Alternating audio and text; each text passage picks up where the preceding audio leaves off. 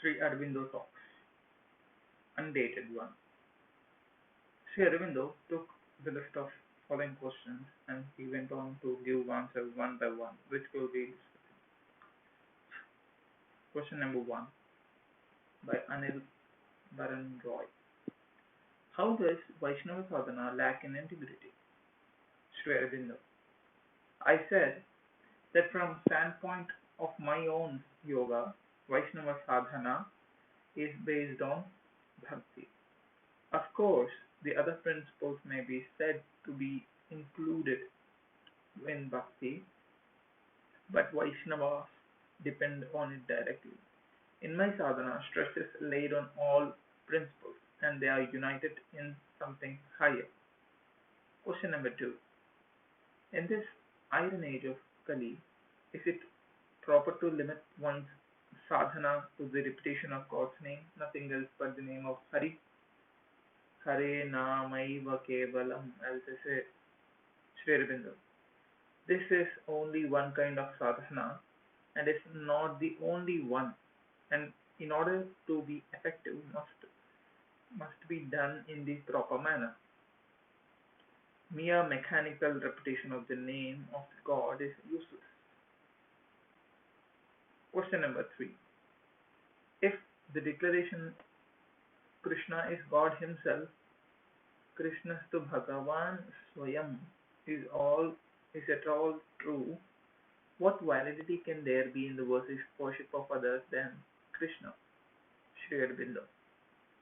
Krishna is one of many manifestations of God, and the only meaning there can be in the phrase is that in Krishna the manifestation of God was the fullest. When an avatar comes, he comes to fulfill a certain purpose, and he sets flowing a stream which is to develop in many ways and to continue the worship of the same avatar in the same form would defeat the purpose of avatarhood. No avatar was ever meant to be worshipped forever. Then again, worship of different manifestations of God may be suitable to different natures, and thus there cannot be any hard and fast rule that the worship of Krishna only is justified. Question number four. Why do some men become ardent seekers of Swaraj and not of moksha or liberation? Sri Aurobindo. The desire for Swaraj is only one of the many desires which sway men in the human plane. When a current comes for the struggle for Swaraj, people are carried by it. The desire for moksha is the desire to rise above the human plane to a higher life. These two calls are quite distinct and come to men according to the state of development of their soul and personality. Question number five. Is the freedom of one's motherland linked in any way with one's personal salvation? Sri Aurobindo. There is no indispensable connection between spiritual sadhana and patriotic work. A man may seek his individual salvation without thinking anything about his country, or one may be a great patriot or liberator of his country without doing any sadhana for his individual salvation. One can also combine the two as some of us did before. We did political work in the spirit of Karma Yoga as a sacrifice to God.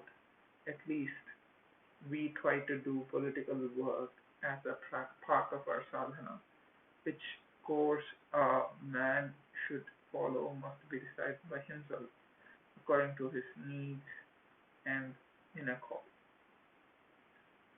Question number six. What is there to prompt a man to belittle his personal salvation and take to the service of his motherland?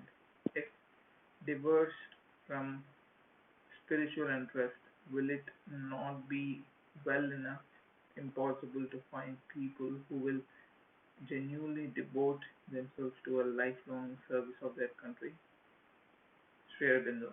As already said, everyone is not actuated by the same desire, same call. While some will be called to the spiritual life, there will be or there will always be others to carry on the work for the good of country.